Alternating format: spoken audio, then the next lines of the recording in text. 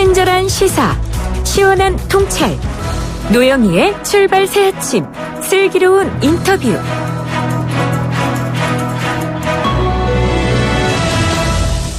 한때 장자 리스트 사건의 유일한 증언자를 자처해서 유명세를 타셨던, 하지만 지금은 사기 혐의 등으로 경찰 수사 대상에 오르고 있는 윤지호 씨. 결국 검찰이 사기와 명예훼손 혐의로 고발된 윤지호 씨에 대해서 체포영장을 발부했는데요. 우리 사회를 크게 흔들었던 공익제보자 윤지호 씨가 왜 이렇게 처지가 바뀌게 된 건지 오늘 한번 자세히 살펴보겠습니다. 먼저 윤지호 씨가 만든 걸로 알려진 지상의 빛이라고 하는 비영리 단체의 김상민 상임이사하고 전화를 연결해서요, 윤지호 씨와 지지자 측의 입장을 한번 들어보고 나머지 말씀 이어가는 걸로 하겠습니다. 이사님 안녕하세요. 예, 안녕하십니까. 예, 김상민입니다. 네, 그 지상의 빛이라고 하는 모임의 상임이사로 지금 계시는 건데요. 이 지상의 빛이라고 하는 건 어떤 모임인가요? 예, 윤지호 씨가 그 한국에 와서 장기한 사건을 증언한 뒤에 후원금이 많이 들어왔습니다. 그래서 그것들을 절차적으로 사회적 약자 및 그 인권 보호, 권위 향상 이런 목적으로 해서 지원하기 위해서 설립한, 지난 4월 1일 설립한 비영리 단체입니다. 그러니까 윤지호 씨가 장기한 리스트 관련해서 유일한 목격자로서 이제 행동하면서 후원하시는 분들이 많았는데, 그 후원하시는 분들을 통해 들어온 후원금을 이제 제대로 한번 써보자, 관리를 제대로 해보자 해서 만들어진 단체이군요. 예, 그렇습니다. 그렇다면은 현재 윤지호 씨와 관련해서 되고 있는 이런 논란에 대해서는 좀 마음이 아프실 것 같은데, 윤지호 씨랑은 최근 연락을 주고받으신 적이 있으십니까? 예, 상임이사로서 자주 수시로 SNS나 카카오톡 등으로 연락하고 있습니다. 그럼 윤지호 씨는 지금 현재 한국에서 벌어지고 있는 이런 상황이라든가 본인의 후원금과 관련된 논란에 대해서는 어떤 입장이세요? 이미 수사기관에도 많이 밝혔고요. 그다음에 언론 보도하고도 자주 인터뷰를 하고 있습니다. 그래서 지금 현재 한국에서 과도한 어떤 자신에 대한 이런 보도 등으로 해서 굉장히 심리적으로 굉장히 이 압박감을 느끼고 있고요. 네. 지금 수사기관에다가도 저희가 이제 보내드렸는데, 현재 공황장애하고 그다음에 교통사고 후유증으로 해서 굉장히 이 정신적으로, 육체적으로 굉장히 이 심각한 상태에 있습니다. 그러니까 지금 윤지호 씨 입장은 본인은 좋은 일을 하려고 했었던 것이고 개인적으로 이득을 취한 바가 없는데 이렇게 한국에서 지금 오해를 하고 있다, 그리고 자기에 대해서 비난이 쏟아지고 있는 것이 너무 속상하다, 이런 입장이라는 건가요? 그렇습니다. 예. 그래서 의사 소견서도 이미 보냈지만은 1시간 이상 차량이나 교통수단을 이용하지 말라는 의사 공고가 있는 진단서를 보냈고요, 경찰에. 네. 그 다음에 경찰에 대해서는 이제 과도한 어떤 정신적 공황 상태, 악플러들한테 특히 굉장한 공격을 받고 있어요. 그래서 이제 심리적 공황 상태에 지금 빠져 있거든요. 그래서 이제 그런 어려운 상태에 있습니다. 그러니까 지금 말씀하신 거 들어보면은 1시간 이상 차를 타면 안 된다라는 의사 소견도 있었고, 공황장애가 심하기 때문에 매우 건강이 안 좋고 또 정신적으로 힘들어하고 있으니까 한국에 오지 못할 상황이다, 이렇게 보시는 거군요. 예, 그리고 심지어는 경찰에서 캐나다 경찰에서도 네. 한국에 가면 안 된다라는 그런 얘기를 듣고 있습니다. 캐나다 경찰에서도 그런 식으로 또 얘기를 하고 있어요? 예, 왜냐하면 캐나다까지 쫓아와서 네. 이 한국에 있는 유튜버들이 와서 시위를 하고 집 앞까지 쫓아와서 이런 시위를 벌이고 이런 어떤 스토킹을 하는 그런 상태가 됐거든요. 그렇군요.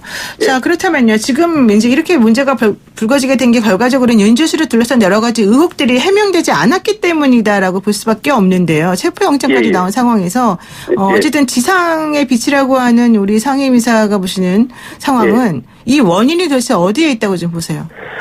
이 사건은 사실은 윤지호 씨가 공익제보자로서 장기한 사건을 다시 재조명하겠거든요, 10년 만에. 그렇죠. 예. 예, 근데 이때 이제 굉장히 중요한 건 뭐냐면은 윤지호 씨가 증언한 내용이 굉장히 사회적으로 큰 파급력이 있었던 겁니다. 뭐냐면 첫 번째로 이게 단순한 연예인 자살이 아니라 네. 의문사라는 거죠. 그러니까 자살할 이유가 없었는데, 네. 간호사에 가서 얘기한 얘기 뭐냐면 자살할 이유가 없는데 네.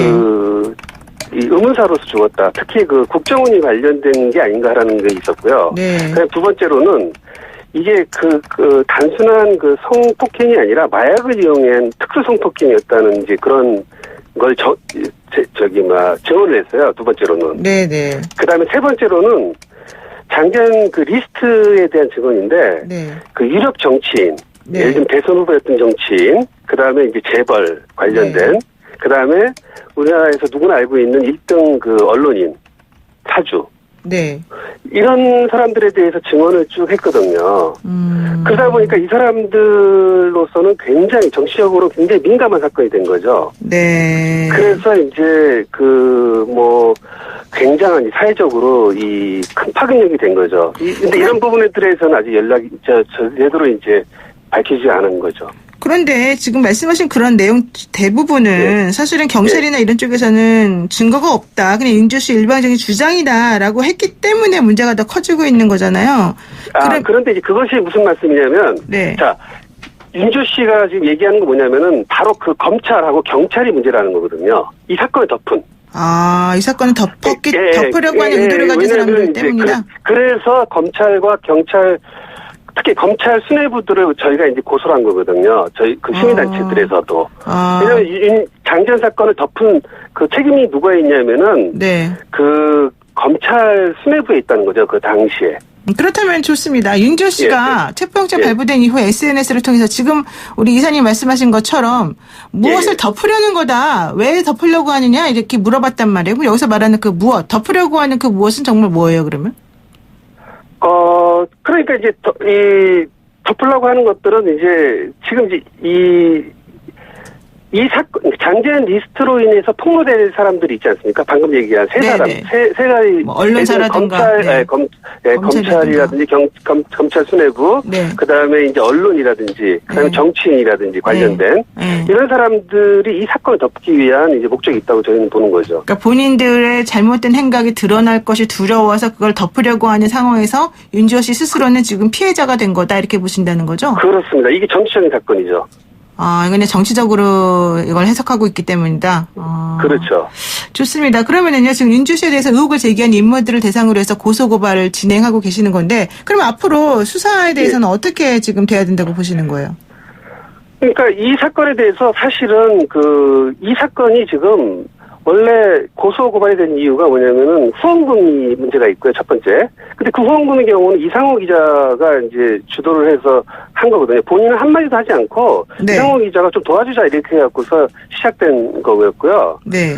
그 다음에 이제 명예훼손이 있는데 지금 윤주 씨에 대해서 홍준표, 김대호, 김수민 굉장히 많은 사람들이 고소고발을 지금 하고 있어요. 네. 예를 들면은 굉장히 이미 사기꾼으로 많이 알려진 사람까지 포함을 해서 하여튼 수많은 사람들이 고소고발을 하고 있어요, 윤지호 씨. 또 저도 마찬가지고, 상임이사한테까지.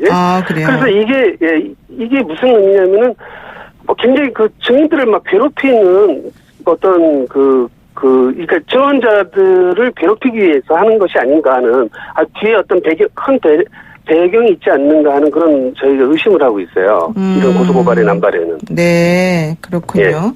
네, 좋습니다. 오늘 말씀 여기까지 듣겠습니다. 고맙습니다. 네, 지금까지 지상의 빛, 윤지호 씨 후원금을 관리하는 지상의 빛이라는 비영리 단체 김상민 상임이사와 함께했습니다.